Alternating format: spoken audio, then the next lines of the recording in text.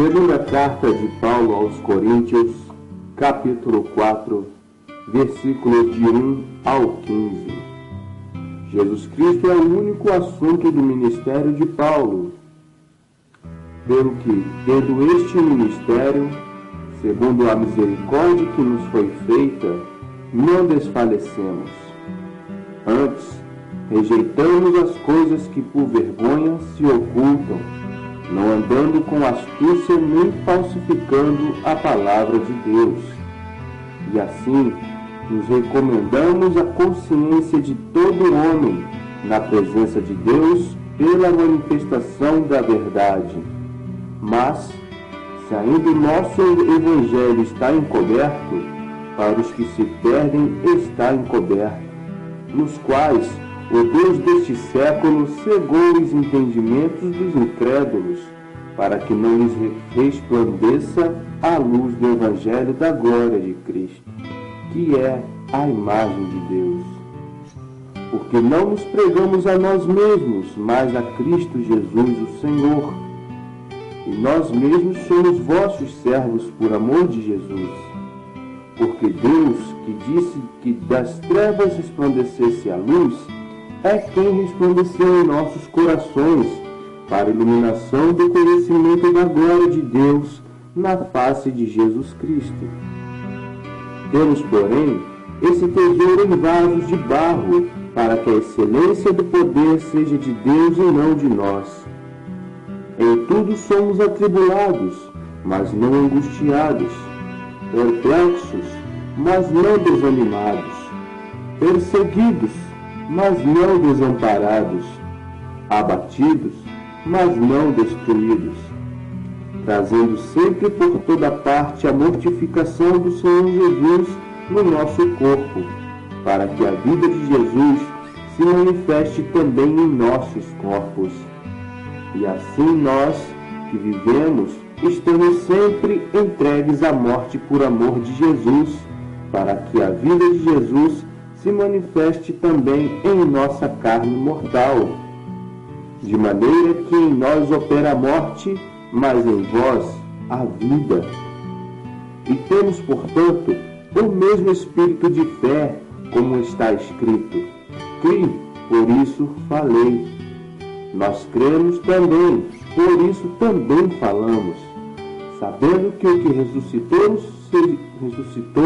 o Senhor Jesus, nos ressuscitará também por Jesus e nos apresentará convosco. Porque tudo isso é por amor de vós, para que a graça, multiplicada por meio de muitos, torne abundante a ação de graças para a glória de Deus. Como é maravilhoso o Evangelho de Jesus, o Evangelho de Deus. Como é gratificante pregar a palavra da verdade, sem andar com esperteza e nem falsificando a palavra de Deus. É bom que tenhamos a consciência na presença do Senhor para a manifestação da verdade, porque foi em verdade em que nós fomos conquistados do mundo. Saímos das trevas para a luz. Deus nos trouxe para a luz do Evangelho, para pregarmos a verdade, vivermos em verdade e morramos na verdade para a nossa futura ressurreição. Porém, o Deus deste século tem cegado muitos, pois se tornaram incrédulos ou já eram incrédulos. Satanás tem encoberto a visão de muitas pessoas, distorcendo seu discernimento. As pessoas, na maioria das vezes, não conseguem mais refletir e analisar os fatos e as coisas, segundo a palavra de Deus.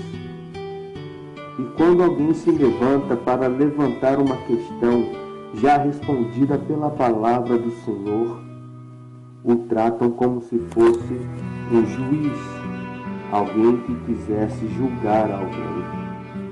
Como, por exemplo, um certo cantor de música secular, ele foi postado nas redes sociais uma foto com sua atual esposa carregando uma Bíblia. Logo, entenderam que ele estava indo com ela à igreja. Pode ser que sim, pode ser que não. Mas o fato é que este homem casou com esta mulher em adultério, pois antes ele era casado com outra mulher e já tem um filho com essa outra mulher. Mesmo assim, ele era conhecedor da palavra, mas resolveu andar por si mesmo e tropeçou e caiu. Caiu da seguinte maneira: ele adulterou seu casamento com esta atual esposa que ele está. E infelizmente, para muitos crentes, ele está correto diante de Deus. Só que a Bíblia fala que aquele que adultera e casa com outra pessoa, ele continua sendo adúltero e tornando seu próximo cônjuge em um adúltero, em uma adúltera. Pois Jesus Cristo mesmo fala que quem se juntar com um homem, ou melhor, com a mulher que adulterou, se torna adúltero com ela. Quem se deita com a prostituta também está prostituindo seu corpo. Não que eu esteja falando que essa mulher que ele está hoje seja uma prostituta, não é o que estou dizendo. Porém, aos olhos de Deus, segundo a palavra do Senhor, este casamento não é da vontade dele. Mas analise você os fatos e veja se você é um incrédulo ou não. Pois aqui no versículo 4 do capítulo 4 de 2 Coríntios diz que o Deus desse século cegou o entendimento dos incrédulos, para que não lhes resplandeça a luz do Evangelho da glória de Cristo, que é a imagem de Deus. Se você não é um incrédulo, meu irmão, se você não é uma incrédula, minha irmã, estará entendendo tudo o que eu estou te dizendo até agora.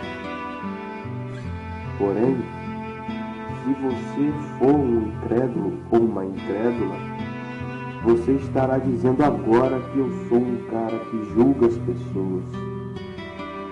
Infelizmente, com uma má notícia para te dar, você está acabando de me julgar.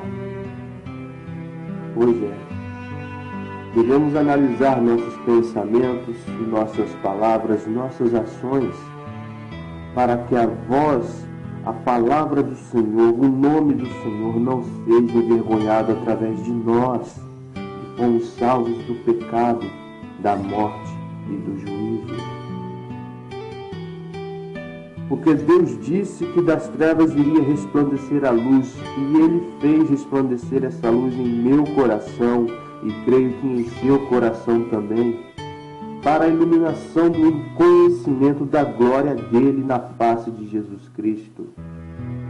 E nós, como vaso de barro, temos esse tesouro dentro de nós, e somos vaso de barro para que essa excelência seja somente do Senhor.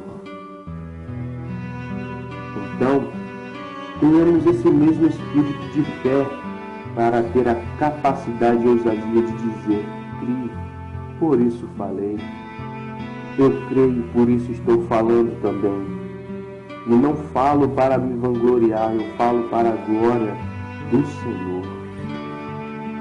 Porque tudo isso é por amor de vós, para que a graça multiplicada por meio de muitos torne abundante a ação de graças para a glória de Deus. É desse jeito que tem que ser. O amor por vós, o amor de vós, aqueles que estão ou estavam nas trevas, para que se multiplique a graça por muitos, através de muitos e diante de muitos. então se tornará tão abundante a ação de graças para a glória do Senhor. Guarde esta palavra, reflita nela, leia com atenção e peça discernimento ao Espírito Santo de Deus, que está aí para lhe ajudar, como tem me ajudado. Muito obrigado, graça e paz.